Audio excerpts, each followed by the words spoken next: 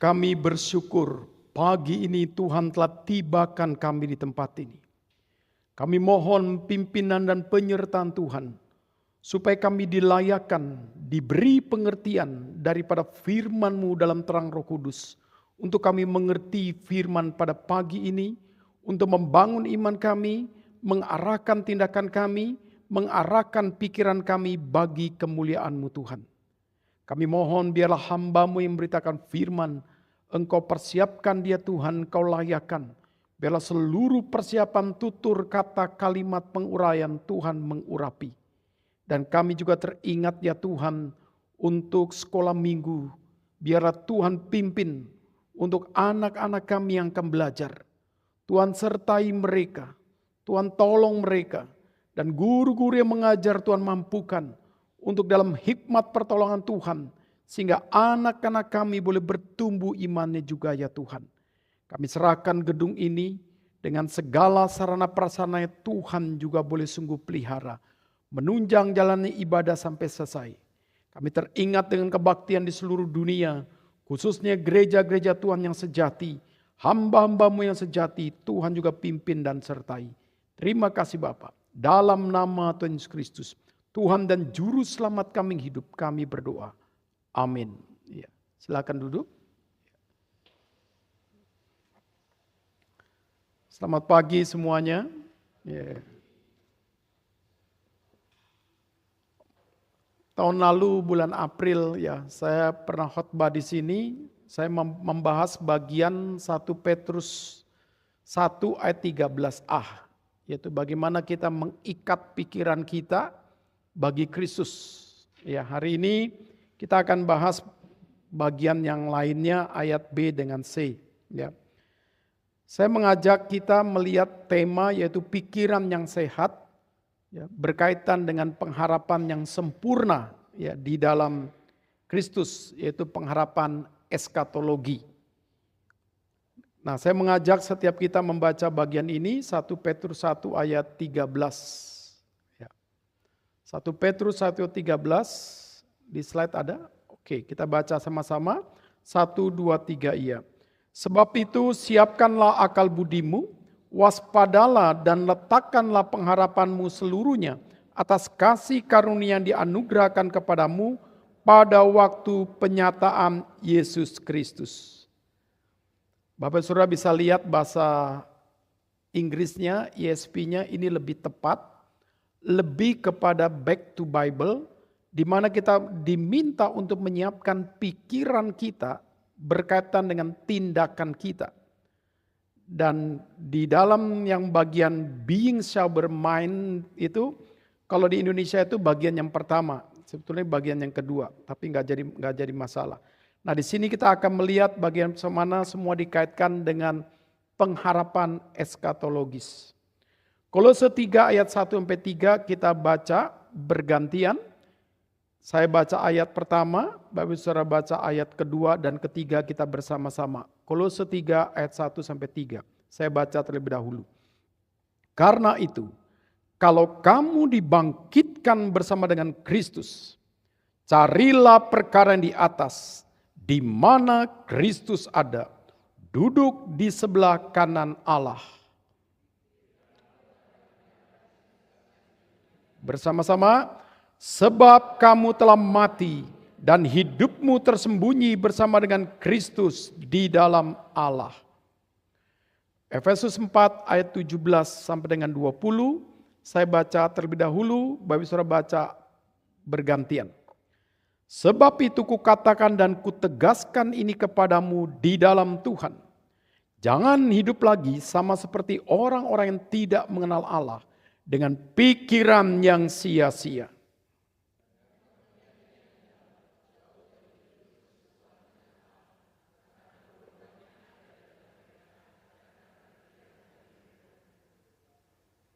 Perasaan mereka telah tumpul sehingga mereka menyerahkan kepada hawa nafsu dan mengerjakan dengan serakah segala macam kecemaran.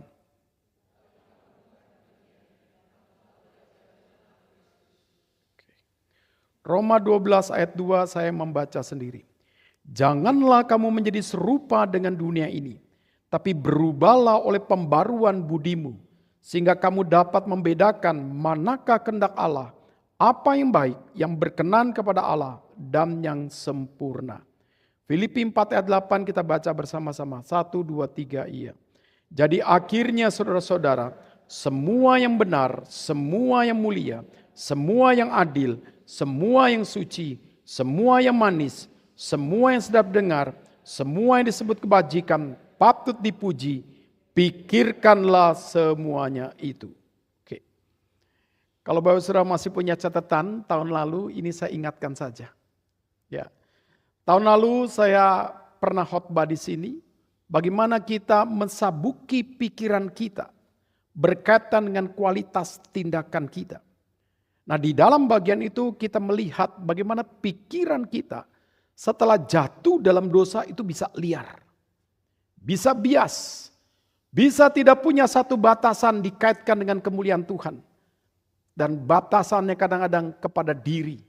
Sehingga pikiran kita perlu diikat dalam kebenaran Tuhan. Pikiran kita boleh diarahkan kepada kemuliaan Tuhan. Dan pikiran kita harus berkonten kepada satu kebenaran Tuhan. Sehingga pikiran kita akhirnya menghasilkan pikiran yang lincah untuk Tuhan. Pikiran yang fokus kepada kemuliaan Tuhan. Pikiran yang dinamis untuk bagaimana kita mau dipakai Tuhan. Dan bagaimana kita produktif untuk hidup kita boleh terus berbuah bagi Tuhan. Dan hari ini kita akan melihat bagaimana bagian yang kedua ini mengajarkan kepada kita tentang pikiran yang sehat. Yaitu pikiran yang sungguh-sungguh tidak mengandung dosa. Pikiran yang tidak berpusat kepada diri. Tapi bagaimana pikiran itu mengarahkan kepada kemuliaan Tuhan sebagai pusat. Sehingga bukan emosi yang mempengaruhi kita. Nah, di dalam bagian inilah kita akan melihat nanti bagaimana pikiran yang sehat itu harus mengarah kepada Filipi 4 ayat 8. Bagaimana nilai pembaruannya selalu terjadi karena ini berkaitan dengan iman. Kita masuk dalam pendahuluan kita. Kita percaya, saudara, kalau kita sungguh-sungguh sudah lahir baru, kebenaran Kristus sudah memerdekakan cara kita berpikir. Tapi pertanyaan kita, kenapa ada anak Tuhan yang mengaku Kristen, pikirannya masih kolot? Kenapa ada pikiran terlalu kekanak-kanakan, childish? Kenapa pikirannya terlalu sangat terikat dengan satu kesenangan, comfort zone? Dan kenapa pikirannya tidak pernah menangkap pikiran Tuhan di dalam membentuk dia? Dan bahkan tidak sedikit banyak orang mengaku Kristen tapi pikirannya jahat. Mengandung satu hal yang bersifat iri. Mengandung satu sifat tanda kutip sedikit porno dan lain-lain. Jadi di dalam bagian inilah kita melihat betapa tema ini penting. Karena menjelaskan kualitas hidup kita di hadapan Tuhan. Dan kita percaya sekali firman yang kita baca setiap hari selalu memerdekakan pikiran kita. Dikaitkan dengan pikiran Kristus. Dan firman yang tiap hari kita baca mengarahkan pikiran kita untuk tidak boleh berkonten dosa. Melainkan berkonten kebenaran dan kemuliaan Tuhan. Maka di sini kita bisa melihat dosa sudah merusak cara kita berpikir. Bagaimana dosa akhirnya berpusat cara kita berpikir melihat diri. Di dalam apa yang kita senang itu dianggap kebenaran. Apa yang membuat kita nyaman itu adalah kebenaran. Jadi dalam bagian itulah saudara, cara berpikir kita terlalu antroposentris. Tidak berpikir teosentris. Tidak berpikir kristosentris. Dan pikiran kita tidak pernah berpikir dari atas ke bawah dalam cara berpikir Tuhan. Dan pikiran kita kadang-kadang bottom top, bukan top and bottom. Sehingga pikiran kita adalah pikiran yang terlalu sementara, diikat oleh dunia. Kita tidak punya terobosan pikiran dalam nilai kekekalan dan hikmat Tuhan. Jadi di dalam bagian inilah tema ini penting sekali. Bagaimana mengkaitkan pikiran kita menjadi pikiran yang sehat. Maka pertanyaannya, bagaimana kita dapat berpikir yang sehat untuk Tuhan? Dan mengapa tema ini penting berkaitan dengan jemaat di dalam surat Petrus menghadapi pergumulan, menghadapi penderitaan, menghadapi banyak hal. Tapi pikiran mereka tidak boleh rusak. Kenapa? Karena iman memimpin akan pikiran mereka yang sudah diikat berkaitan dengan kemuliaan Tuhan. Kita masuk dalam pembahasan kita. Jikalau kita melihat di dalam terjemahan bahasa Indonesia, maka banyak hal yang kali ini kurang cocok.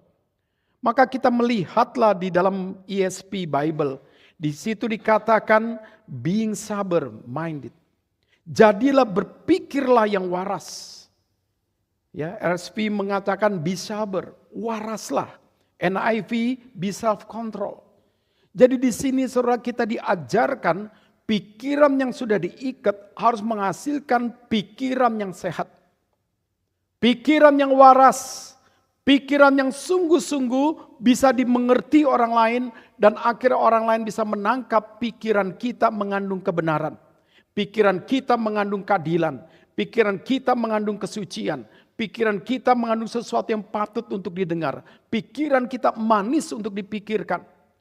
Dan di dalam bagian itulah baru kita mengerti, ternyata di dalam cara kita berpikir ada boundary mind, ada pembatas pikiran. Nah disinilah NIV mengatakan be self control. Bagaimana kita menguasai pikiran di dalam boundary mind itu? Batasan itu, supaya menunjukkan kita sungguh-sungguh anak Tuhan, yang dimana pikiran kita sudah dikuduskan oleh Kristus, sehingga kita dalam hidup ini harus berbuah pikiran yang waras untuk orang lain. Berbuah pikiran yang membawa orang-orang lain akhirnya melihat Tuhan, bukan melihat kita. Satu tantangan yang menarik saudara, dan saya percaya juga bahwa saudara ada di Jawa Tengah. Saudara akan ketemu dengan orang-orang yang cara berpikirnya berbeda melihat Tuhan. Seperti saya berhadapan dengan orang-orang di Jawa Timur. Banyak di antara mereka bercampur kepercayaan tentang Tuhan dengan kebatinan. Bercampur dengan agama mula-mula daripada Indonesia folk religion, yaitu apa? Kapitayan. Sehingga kapitayan induk dari berkaitan dengan kebatinan. Dan kebatinan mengarah lagi kepada kejawen. Sehingga mereka melihat Tuhan, mereka memahami diri, mereka memahami keselamatan itu beda. Tapi kalau kita menarik mempelajari ini saudara, kita tahu cara dia berpikir tentang manunggaling kulo Gusti. Maksudnya bagaimana manusia diselamatkan untuk mendapatkan pencerahan bersatu dengan Gusti. Jadi ada manunggaling. Nah di dalam bagian itu ada satu proses. Bagaimana pikiran mereka harus menjadi pikiran yang soft. Pikiran mereka tidak boleh terikat lagi dengan satu keinginan duniawi. Dan itu menarik saudara, kalau dikaitkan dengan teori daripada konsep Hindu dengan Buddha berkaitan dengan moksa. Yaitu bagaimana manusia harus menyiksa diri, termasuk menyiksa pikiran supaya tidak terikat dengan satu kedagingan. Nah ternyata saudara di dalam kapitayan, kepercayaan daripada kebatinan, mereka melihat ada satu pikiran yang harus diikat. Kalau bahasa Buddha, bahasa Hindu, moksa itu harus mengalami penderitaan, penyiksaan. Sehingga mereka meditasi. Tapi di dalam agama kapitayan, mereka juga meditasi, tapi beda caranya. Sehingga mereka makin malam, makin tenang, makin berdoa di tempat yang tinggi, itulah kumpul yang namanya aura, energi prana dari penguasa-penguasa alam. Sehingga kalau orang-orang kapitayan kalau berdoa, kalau bisa dekat dengan gunung. Makin tinggi, makin kumpul roh yang ada di situ. Sehingga waktu itu kita mengalami manunggaling kulo Gusti. Itu kita bersatu, disitulah kita akan melihat satu keindahan kata mereka. Dalam cara berpikir kita tidak duniawi lagi. Nah itu mirip saudara dengan konsep di Efesus di Alkitab, union with Christ. Tetapi beda kualitas, beda tujuan. Nah di dalam bagian inilah saudara, bukan kita yang mau bersatu dengan Allah. Tapi Allah yang terlebih dahulu dalam konsep Kristen datang ke dunia mencari kita bersatu dengan kita. Dan ketika kita bersatu, kebenaran Kristus itulah yang selalu memimpin kesatuan itu. Dan di dalam kebenaran itulah kita bisa melihat bagaimana pikiran kita harus berbuah di dalam situasi yang sulit. Pikiran kita harus menjadi kesaksian yang indah untuk orang-orang di sekitar kita. Maka meridim pikiran bagi Kristus mudah tidak? Saya tanya. Meridim pikiran bagi Kristus mudah tidak? Sulit. Kenapa? Bagian yang pertama ini terlebih dahulu. Menguduskan pikiran bagi Kristus. Mudah tidak? Tidak mudah. Bagian yang kedua. Memperbarui pikiran bagi Kristus dalam konsep Roma. Mudah tidak? Loh, berarti tiga-tiga sulit ya? Menguduskan pikiran bagi Kristus. Sulit? Iya. Jikalau kita tidak tunduk dan taat kepada firman. Memperbarui pikiran dalam konsep Roma 12 ayat 2. Sulit? Jikalau kita tidak punya ketaatan untuk membaca firman setiap hari. Meridim pikiran kita, mengembalikan kepada Kristus. Sulit kalau kita tidak sungguh-sungguh juga tunduk kepada kebenaran firman. Tapi kita harus bermuatan cara berpikir yang seperti itu, saudara. Kenapa? Karena pikiran yang kudus. Nanti khotbah sore lanjutin ayat 14. Tapi saya tidak membahas bagian ayat 14, 15, 16. Hanya konsentrasi ayat 14. Karena ketaatan harus menghasilkan kekudusan. Ketaatan harus menghasilkan hati yang takut akan Tuhan. Ketaatan harus menghasilkan satu komitmen. Sungguh-sungguh hidup kita menjadi hidup yang punya pembeda. Nah, kembali dalam bagian ini. Pikiran yang dikuduskan. Pikiran yang terus diperbaharui. Pikiran yang terus harus ditebus. Dalam hidup kita menjadi anak Tuhan. Ternyata ini panggilan kita untuk menjadi anak Tuhan. Berkualitas melalui pikiran. Nah, di dalam bagian inilah kita percaya. Ketika kita lahir baru. Pikiran kita digarap Tuhan. Mindful kita. Righteousness kita. Holiness kita diperbarui oleh Tuhan. Dan dosa yang sudah merusak cara kita berpikir. Tapi dalam program Tuhan, pikiran kita diperbarui dalam 3 tahap tadi. Nah, hari ini kita hanya melihat bagaimana membangun pikiran yang sehat. Di dalam poin yang pertama, pikiran yang sehat. Pikiran yang tidak boleh dikuasai oleh emosi. Kenapa tidak boleh emosi? Emosi itu paling tidak stabil. Emosi terikat dengan perasaan. Maka dalam pemikiran kaum Helenistik, pemikiran daripada orang-orang Yunani, orang cerdas, pikiran mengontrol emosi dan tindakan. Orang tidak cerdas, emosi mengontrol pikiran.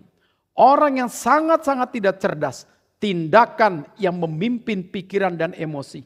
Berbuat dulu baru sadar. Tetapi kita melihat lebih luar biasa lagi. Bagaimana firman dalam kebenarannya membentuk iman kita. Dan iman mengarahkan terus pikiran kita menjadi pikiran yang kudus, pikiran yang terus diperbarui, pikiran yang terus mengalami redeem. Sehingga emosi kita tidak boleh menjadi tuan atas pikiran kita.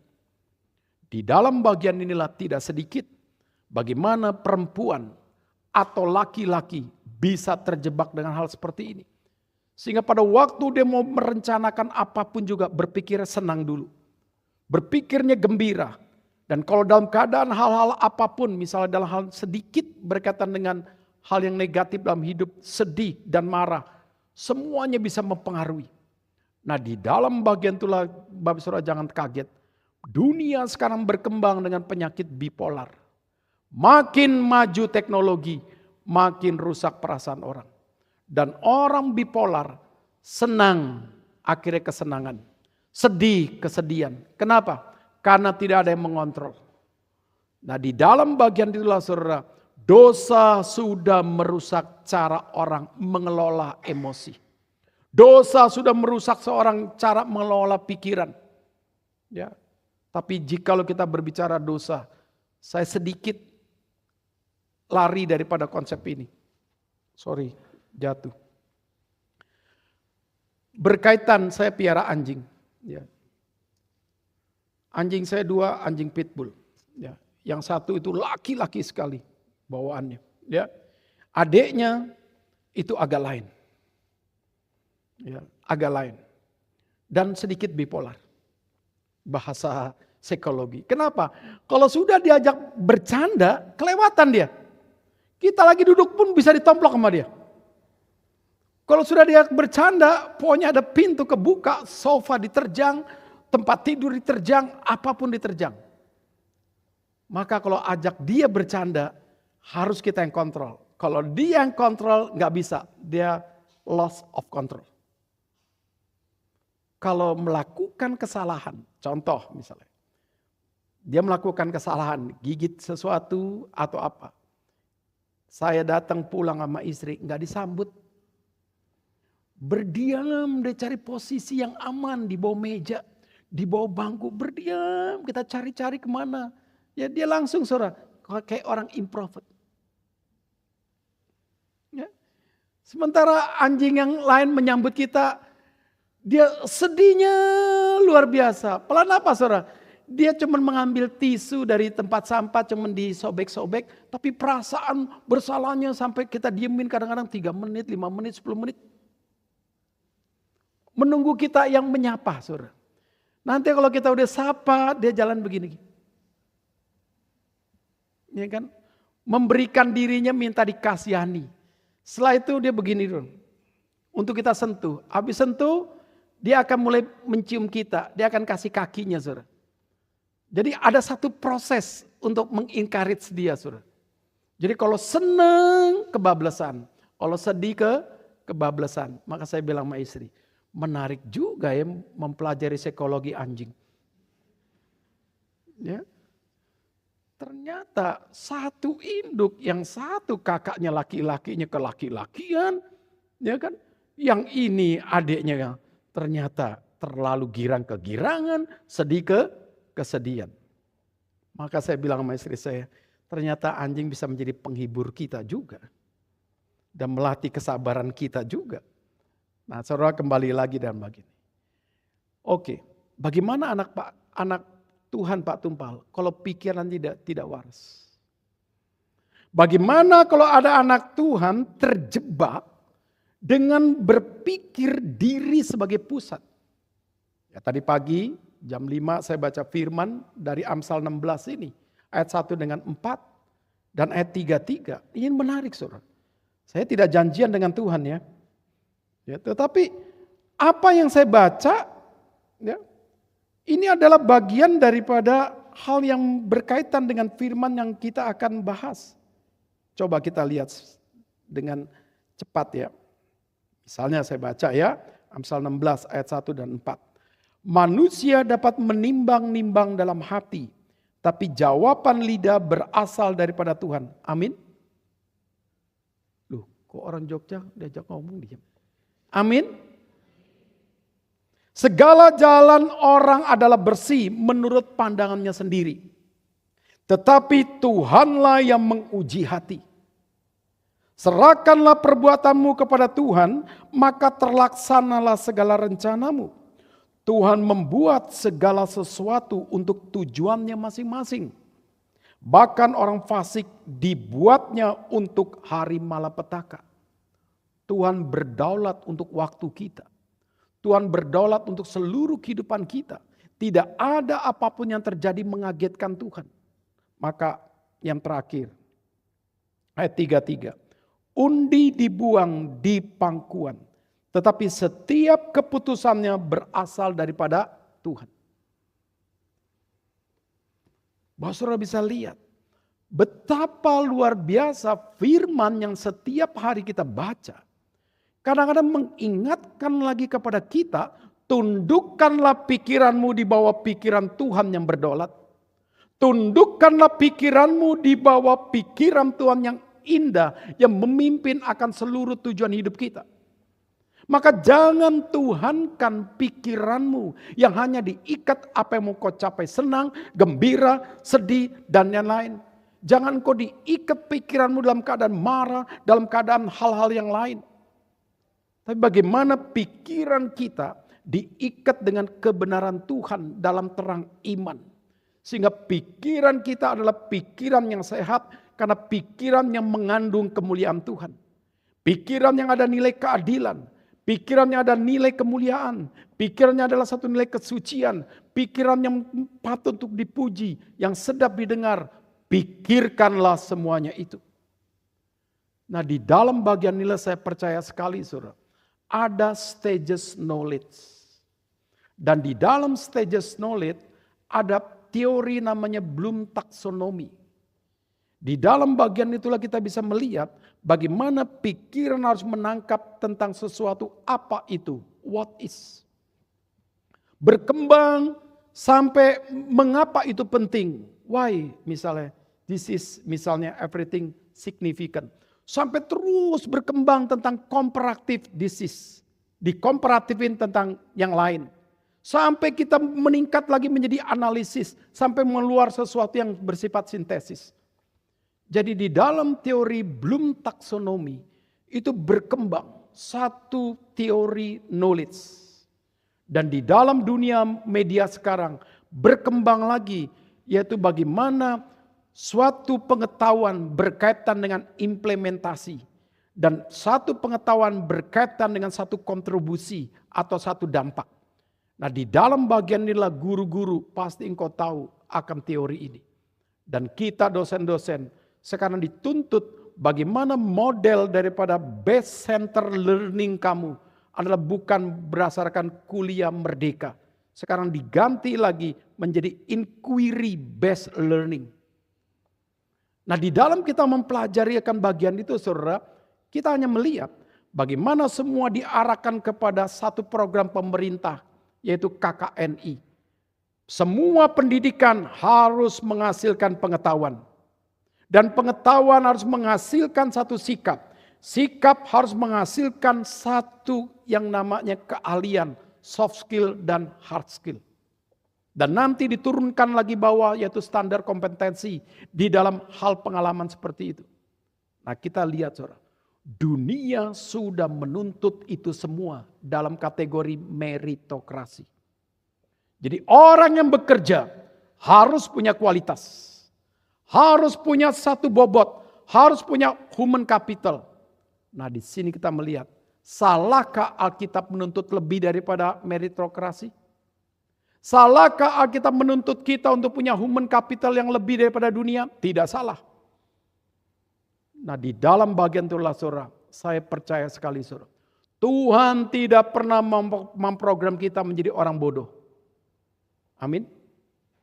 Dan kita orang tua jangan rela jikalau anakmu tidak ditundukkan oleh kebenaran Tuhan. Anakmu tunduk kepada game, anakmu tunduk kepada dunia, jangan rela. Maka dalam bagian inilah, saudara, saya sendiri dengan istri sudah berjuang. Sudah membuktikan bagaimana kami membesarkan anak-anak dalam takut akan Tuhan. Bagaimana memprogram anak dari kecil di dalam membangun kemandirian hidup, membangun kemandirian berpikir, bagaimana mengisi pikiran mereka bagi Tuhan, mengarahkan pikiran mereka menguasai akan pengetahuan umum dalam terang pengetahuan khusus. Maka ketika kita melihat semua yang kita rancang berhasil dalam anugerah Tuhan. Dan saya terus pegang Mazmur 127. Jikalau bukan Tuhan yang membangun rumah, sia-sia. Sia-sialah engkau bangun pagi-pagi. Sia-sialah engkau terus mau berjuang membangun kota. Karena engkau tidak melibatkan Tuhan. Dan kita harus persiapkan anak kita seperti anak panah. Yang dikikis akan daripada kayunya. Dipersiapkan ujungnya. Dikasih hal bersifat kayak logam. Untuk menembus daripada angin. Dan di belakangnya harus dikasih arah bulu-bulu. Dan itu yang mengerjakan orang tua. Jadi di dalam bagian inilah, jangan biarkan pikiran kita dirusak dosa.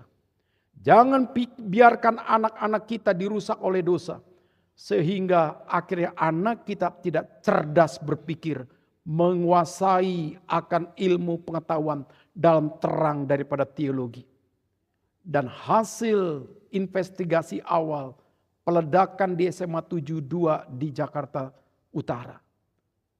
Hasil investigasi yang belum diumumkan, kita dapat ya, dari kalangan kanseler anak itu tidak pernah bergaul.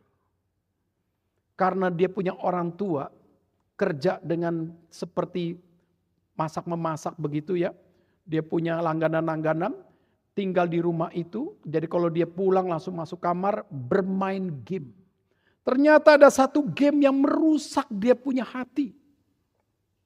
Dan game itu jangan-jangan anak kita juga mainkan. Saya lupa namanya apa. Bahwa saudara bisa lihat betapa game bisa merusak cara berpikir, cara tindak.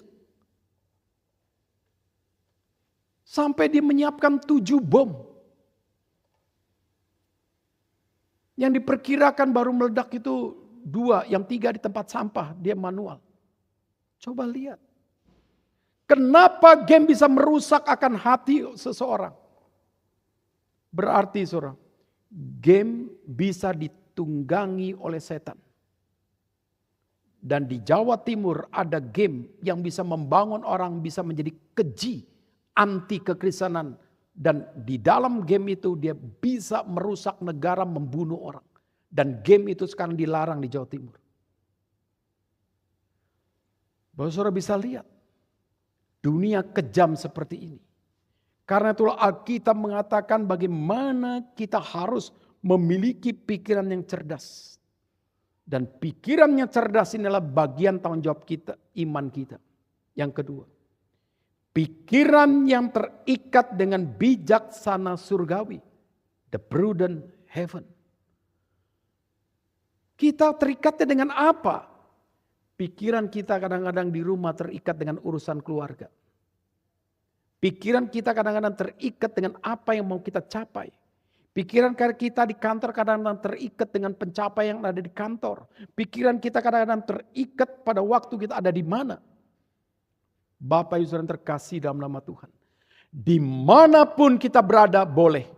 Tapi ingat, pikiran Kristus yang sudah memerdekakan cara kita berpikir. Pikiran Kristus yang sudah menguduskan pikiran kita. Pikiran Kristus yang sudah memperbarui kita. Harus punya nilai redeem dimanapun kita berada. Amin. Disitulah baru kita mengerti saudara. Ya. Saya selalu diminta 3 minggu di Jawa Timur, 1 minggu di Jakarta. Untuk apa? Mengurus akan setiap bidang saya. Tugas saya mengajar, prodi, semua dan semua. Sehingga pada waktu saya mengatur manajemen berpikir saya. Ketika saya ada di Jakarta, pikiran saya untuk STT. Pikiran saya untuk semua program mengajar. Berkaitan hal-hal yang harus diperiksa dengan dikti, dengan lain-lain. Tapi pada waktu pikiran saya ada di rumah, saya berpikir rumah. Tapi rumah dalam hikmat Tuhan. Waktu saya keluar masuk gereja, fokus saya di gereja. Full 100% untuk hal pekerjaan Tuhan. Sehingga di dalam bagian itu saudara, yang saya ingin katakan. Bagaimana pikiran terikat dengan bijaksana surgawi. The prudent heaven. Adalah pikiran yang terus mengkaitkan pikiran surgawi. Dihadirkan dimanapun kita berada. Dan ciri-ciri yang hadir itu adalah ketika pikiran kita berbuah pikiran Tuhan. Damai Tuhan hadir. Saya ulangi. Ketika kita ada dimanapun. Kita berbuah pikiran bagi Tuhan. Waktu kita hadir damai itu terjadi. Kenapa saudara? Tuhan punya program melalui pekerjaan Allah Roh Kudus. Ciri daripada pekerjaan Allah Roh Kudus dalam menggarap pikiran kita. Bagaimana kita hadir menyatakan damai Tuhan itu hadir. Bagaimana kita hadir orang bisa bertobat. Bagaimana kita hadir keadilan itu dinyatakan. Pekerjaan dosa itu dihancurkan. Jadi di dalam bagian inilah saudara. Kuasa berpikir kita luar biasa. Pada waktu kita terus mau mengikat dengan pikiran surgawi, kita hadirkan. Jadi yang kita tuhankan adalah bukan pikiran kita yang berpusat kepada kesenangan kita. Yang kita tuhankan bukan pikiran hanya berkaitan dengan urusan keluarga. Tapi pikiran kita dikaitkan dengan pikiran Tuhan, menerangi urusan keluarga. Menerangi urusan anak kita, mau dibawa kemana anak kita masa depannya. Mau dibawa kemana urusan karir kita di depan. Bagaimana kita melihat akan pergumulan kita di depan. Semuanya membutuhkan yang namanya terang Tuhan. Jadi di dalam bagian inilah saudara, Kolose 3 ayat 1 sampai dengan 1-3 mengajarkan bagian ini. Bagaimana pikiran Tuhan itu memimpin akan pikiran kita. Amin. Mudah tidak? Mudah tidak? Tidak mudah. Tapi di dalam bagian itulah kita mengerti kenapa Richard Platt menulis, tundukkanlah pikiranmu di bawah pikiran Tuhan. Dan saya percaya ketika John Owen mengeluarkan bukunya, bagaimana kita berpola pikir rohani. Di situ kita baru tahu saudara, menjadi orang Kristen tidak mudah berpola pikir rohani. Kecuali kamu terus bergaul dalam terang firman. Disitulah kita melihat tulisan John Owen menjadi sesuatu yang penting. Dan buku daripada James Sire, Semesta Berpikir dalam Kristologi. Dan saya baca buku itu berkali-kali, itu juga penting. Jadi di dalam bagian inilah saudara kita bisa melihat, mudahkah kita mengikat pikiran kita terus dengan pikiran Tuhan? Tidak mudah. Tapi menjadi mudah ketika kau mau mentundukkan pikiranmu terus di bawah pikiran Tuhan. Sehingga pikiran Tuhan menerangi seluruh keberadaanmu dimanapun kau berada. Baru Filipi 4 ayat 8 itu bisa terjadi. Dan pikiran yang sehat yang ketiga, yaitu pikiran yang teguh. Apa arti pikiran yang teguh? Pikiran yang tidak mudah terpengaruh oleh arus kenikmatan dunia dengan segala tawaran pencobaannya dan pikiran yang kuat dalam menghadapi kesulitan-kesulitan hidup. Karakter seorang yang paling penting dalam leadership. Pertama yang paling puncak, dia bisa menjadi two Sherman stress. Di bawahnya dia bisa menjadi problem solver. Dia bisa menjadi pengatas. Menyelesaikan setiap masalah yang ada, menekan dia, yang mungkin menyerang dia. Dia bisa mengatasi dalam kesendirian dia, dalam hikmat Tuhan. Sehingga dia level menjadi pemimpin yang bukan dapat tantangan, dapat pencobaan, langsung stres. Bukan. Tapi ini diubah akan menjadi satu kekuatan untuk dia mencari solusi. Nah tipe pemimpin seperti ini biasanya tingkatnya sudah manajer. Kenapa? Dia dalam tingkat karakter problem solver. Dia tahu bagaimana menyelesaikan setiap masalah di dalam terang Tuhan, di dalam penyertaan Tuhan. Sehingga dia pada waktu dia meningkat lagi, dia menjadi orang two Sherman stress. Apa two Sherman? Artinya dia bisa menyelesaikan semua tekanan-tekanan, tantangan-tantangan ada menjadi satu kekuatan produktif untuk dia bisa melayani Tuhan, untuk dia bisa menunjukkan kualitas. Tapi pertanyaannya, ketika kita mendidik anak-anak kita ke arah sini, membutuhkan proses. Waktu kita mengarahkan diri kita kepada bagian ini, membutuhkan waktu. Nah disinilah saudara, menarik sekali saudara. Kita ternyata jangan cepat puas diri. Jikalau kamu menjadi anak Tuhan, engkau harus tuntut dirimu berbuah pikiran. Sampai pikiran yang teguh, pikiran yang sungguh bisa menjadi berkat bagi orang lain di tengah kesulitan.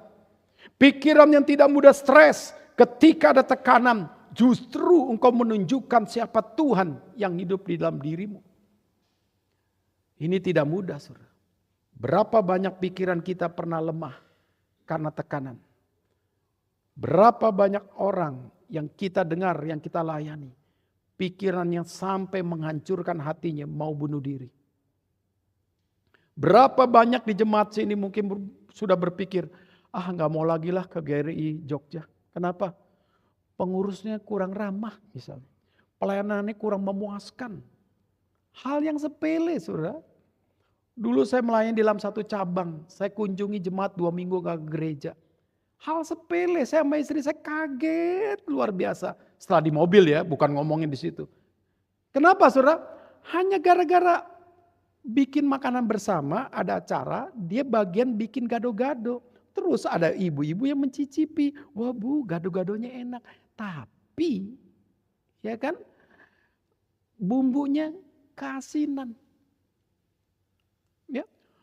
Wih, gara-gara keasinan 2 minggu gak ke gereja.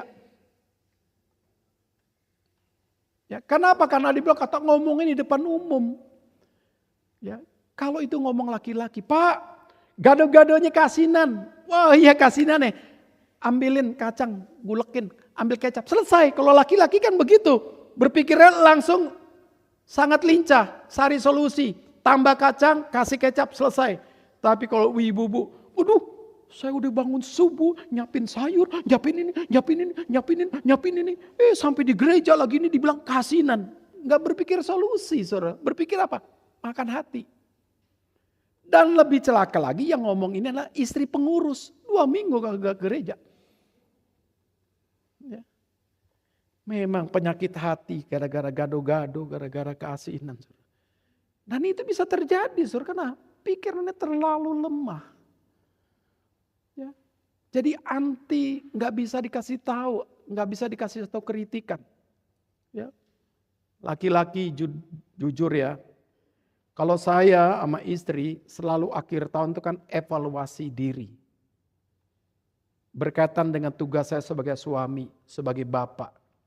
Dan selalu pertanyaan saya ketika saya dengan istri belum mau mengakhiri akhir tahun adalah pertanyaannya adalah, Mama silakan kritik papa.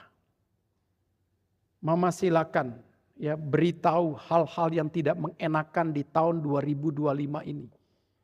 Silakan gitu. Nah, biasanya dia udah punya catatan. Dan solusinya apa? Ini menariknya apa? Ada solusinya. Begitu, saudara. Nah, setelah itu saya hanya diam. Sebagai laki-laki nggak boleh ada defense mechanism, nggak boleh langsung bikin hal alasan-alasan begini. Nggak, diam aja, saudara. Diam, catat. Oke, terima kasih untuk masukannya dan terima kasih untuk solusinya. Setelah itu giliran saya, gitu kan. Dia 3 poin, kita 6 poin. Wah, baru. Nggak boleh, saudara. Semua itu baik. Kenapa, saudara? Suami istri itu harus menyatukan visi dan menyatukan tujuan. Dan salah satu yang menyatukan pikiran. Yang benar-benar tuh baik untuk Tuhan. Dan bagaimana supaya suami istri itu kompak dan mendapatkan berkat yang baru? Jangan mengakhiri akhir tahun 2025. Masih ada hati yang disimpan yang pahit. Pada mau masuk 2006, biarlah seluruh hubungan kita suami istri punya pikiran yang baru, komitmen yang baru dalam Tuhan. Baru ketemu anak-anak, lakukan lagi yang sama. Sehingga keluarga kita mengakhiri akhir tahun, mengawali awal tahun dengan apa? Hati yang baru bagi Tuhan. Dan itu setiap tahun saya lakukan. Maka saya tidak akan habis-habis untuk meminta istri saya siap untuk koreksi saya. Kita laki-laki, saudara, karena kalau enggak terbiasa, aduh pedas banget ini. Tajam banget ini. Rasanya kita mau bela diri nih. Enggak boleh, saudara, enggak boleh.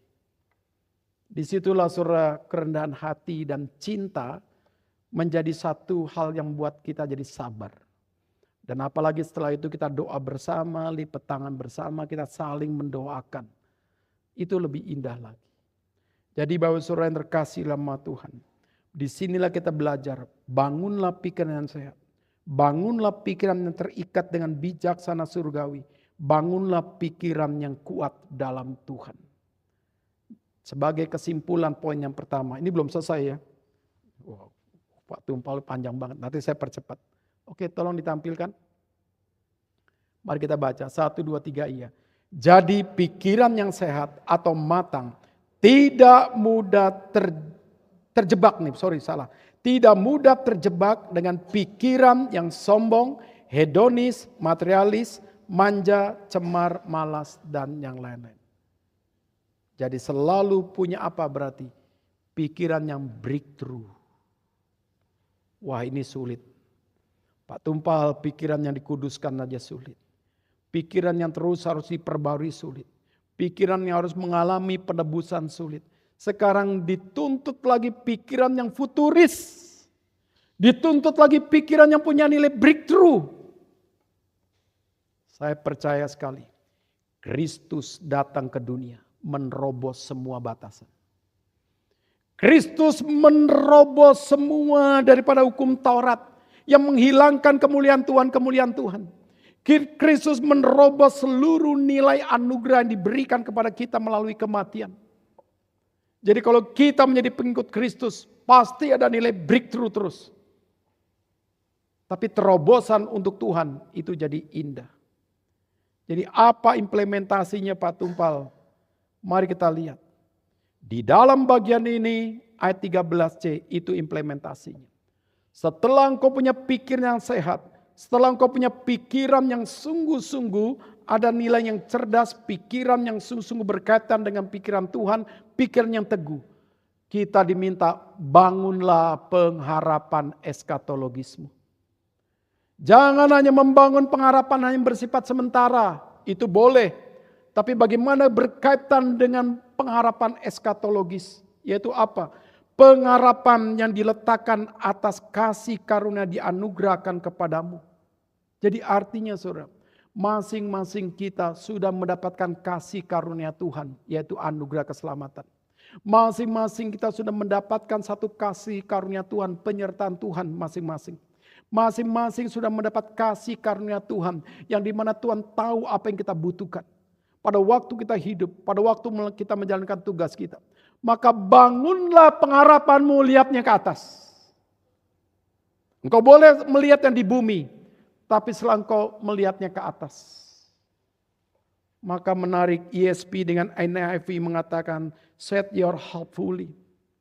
Tetapkanlah harapanmu secara penuh.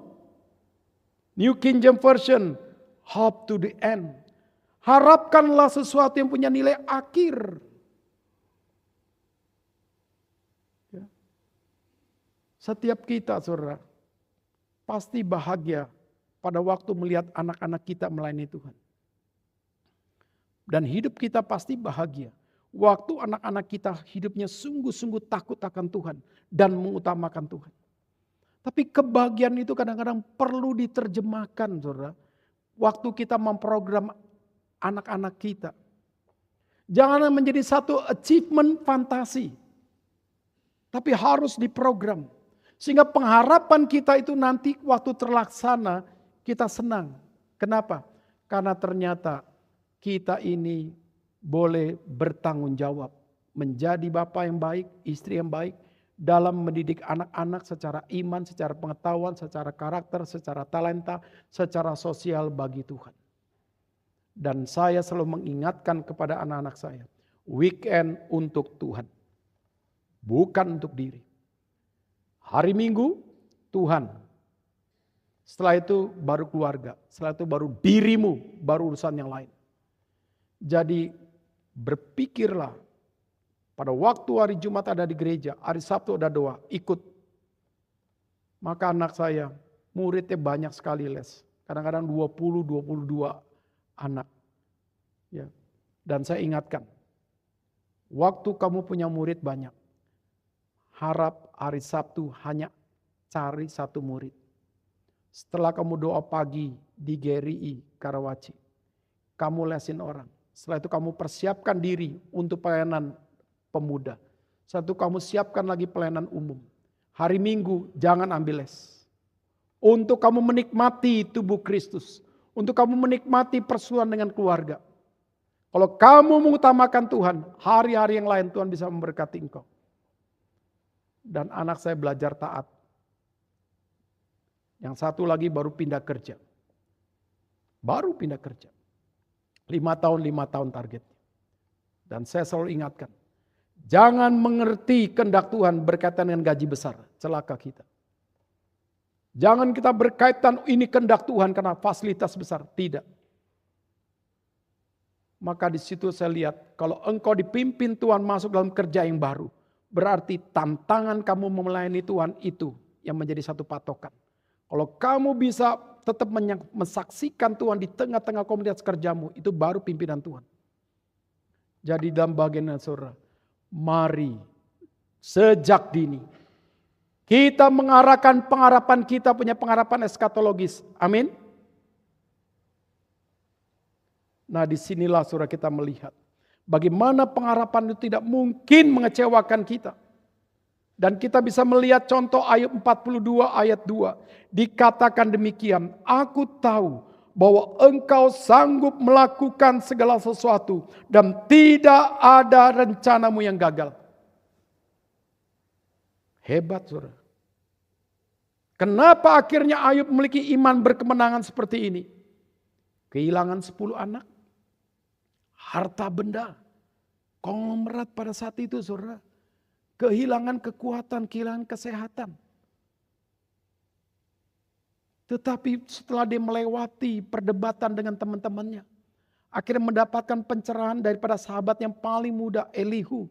Dan Tuhan mempertontonkan bagaimana Tuhan bisa memakai alam dalam yang keras, yang lembut. Menyatakan siapa dirinya. Dan akhirnya dia bisa mengkoreksi diri. Dulu dia hanya tahu Tuhan dari orang lain. Sekarang aku tahu Tuhan dari pengalamanku sendiri. Ternyata penderitaan, kesulitan membuat Ayub kenal Tuhan. Dia terjebak karena banyak harta memanjakan anak. Anak justru kalau malam dugem. Pesta pora. Tidak takut Tuhan seperti dia. Jadi Ayub sukses membangun kesalehannya. Gagal membangun kesalehan anak. Dia saleh sama Tuhan. Gagal membuat istrinya yang gak saleh. Ketika dia mengalami kesulitan, istrinya minta untuk dia menghujat Tuhan. Maka dia beritahu kepada istrinya. Masakah kita mau menerima yang baik-baik saja daripada Tuhan? Menerima yang sulit ini tidak mau baik. Celakalah kamu, bertobat, isi formulir KKR.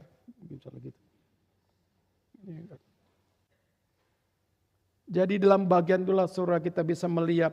Dari sini baru Ayub ngomong. Aku tahu Tuhan engkau sanggup melakukan segala sesuatu. Wih, imannya luar biasa. Belum dipulihkan. Tidak ada rencanamu gagal, belum dipulihkan. Setelah itu lanjut lagi ayat 3 dan 4. Dia katakan Tuhan, aku tahu engkau dari orang lain. Sekarang aku cabut semua perkataan. Sekarang aku kenal engkau Tuhan. Setelah itu langsung dipulihkan. Luar biasa. Jadi kesimpulan yang kita baca, kita akan akhiri. Bagian yang pertama, kita baca 1, 2, 3 iya. Iman yang bertumbuh. Kristus akan mengarahkan pikiran dalam bertindak. Dan iman mengarahkan pikiran kita menjadi cerdas dan sehat. Kedua, jadi sebagai orang Kristen kita tidak boleh cepat lemah secara iman dalam menghadapi pencobaan atau ujian hidup. Dan kita tidak boleh mudah meninggalkan pengharapan yang mulia daripada Kristus. Dan sebaliknya harus selalu berharap padanya sampai akhir hidup kita. Ketiga, kita harus selalu 1, 2, 3. Ini poin yang ini harusnya 3 tapi di sini masih 1. Oke. 1, 2, 3. Kita harus selalu membangun pengharapan yang sempurna di dalam kasih karunia yang Tuhan Yesus berikan kepada kita sampai akhir zaman. Dengan kata lain, pengharapan dalam Tuhan Yesus Kristus harus kita tingkatkan selalu dan bertumbuh selalu dan tidak boleh terombang-ambing antara Tuhan dan dunia. Silakan di rumah baca Ibrani 10 ayat 3 dan 35, 39. Mengingatkan kita tidak boleh iman mudah dikalahkan oleh dunia. Dan tidak boleh iman mudah dikalahkan oleh kesulitan. Dan inilah ayatnya. Dan nanti Bapak Saudara silakan baca. Kata penutup. Mari kita baca bersama-sama. 1, 2, 3 iya. Keindahan berpikir yang sehat dan pengharapan yang hidup akan selalu bercahaya di dalam kesulitan. Karena iman memimpin pandangan kita jauh ke depan. Melihat kasih karunia yang Tuhan Yesus berikan selalu cukup untuk kita. Bahkan sampai Tuhan Yesus datang untuk kedua kalinya. Amin. Marilah kita berpikir yang kudus. Marilah kita berpikir yang terus mau diperbarui Tuhan.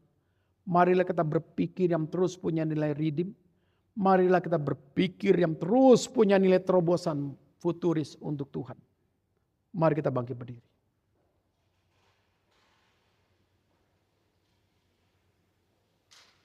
Minta dengan hormat, di sini ada Pak Patria dengan Pak Taufik mewakili kita menutup firman.